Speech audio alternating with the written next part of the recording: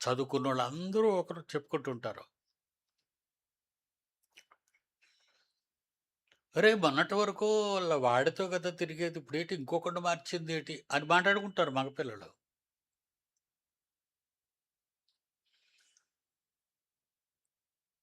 నేనన్నదేమైనా అబద్ధమా? సాక్షాత్తు నిజం. నా కళ్ళతో నేను చూసిన పచ్చి నిజాలు.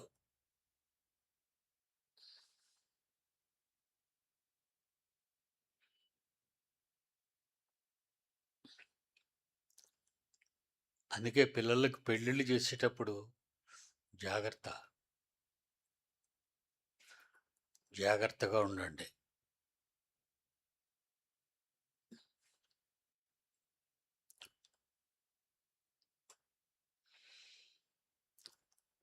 ఒక జరిగిన యథార్థ కథ కాదు. గాథ. గాథ అంటే జరిగింది. చెప్పంటారా? జరిగింది.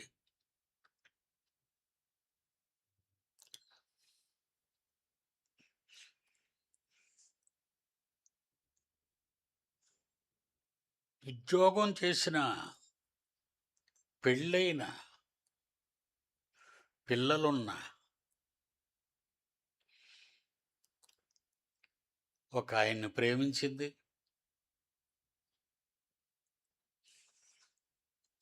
డేటింగ్ చేసింది. డేటింగ్ అంటే తెలుసు కదా మీకు?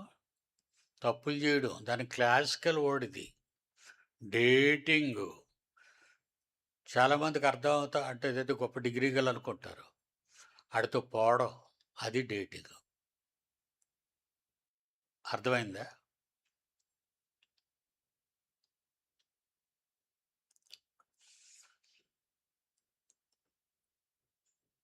మూడో కంటికి తెలియకుండా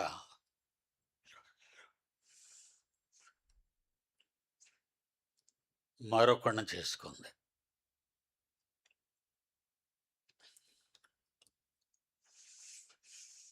ఒక సంతానం.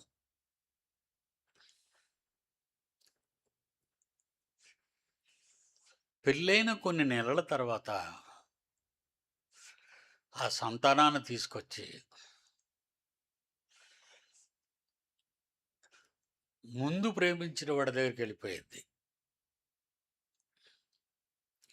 మరి అంత ఎఫెక్షన్ ఉన్నప్పుడు మళ్ళా ఎందుకు పెళ్లి చేసుకున్నావు? మోసం చేయడానికే? దగా చేయడానికే?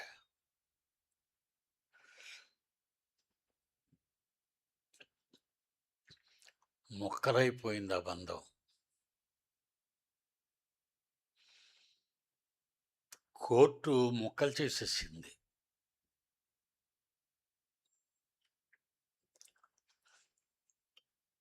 జారులు అనే పదం చూసారా వాడాడు? 9వ వచనంలో, మొదటి కొరింథీ 5వ అధ్యాయం 9వ వచనంలో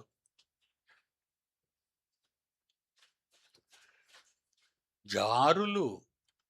ఆడగాని మగగాని, ఆడగాని మగగాని ఎవరటీళ్ళు? జారులు. జారులతో సాంగత్యం. సాంగత్యం అంటే ఫ్రెండ్షిప్. మనిద్దరం ప్రేమికులుగా వద్దు, ఫ్రెండ్స్గా ఉందామా? ఇలాట మాట్లాడుకుంటున్నారు, విన్నారా? మనిద్దరం ఫ్రెండ్స్. చేసిన వెధపనులన్నీ చేసి అక్కడి నుంచి అటు ఫ్రెండ్స్ అట్టాలు. హలో అంటే హలో అంతే. గేవీ లేని అమాయకుల్లా మాట్లాడతారు. ఫ్రెండ్షిప్ కాదు, రిలేషన్షిప్ అంటారు దాన్ని. శారీరక రిలేషన్షిప్. జారులతో సాంగత్యము చేయవద్దని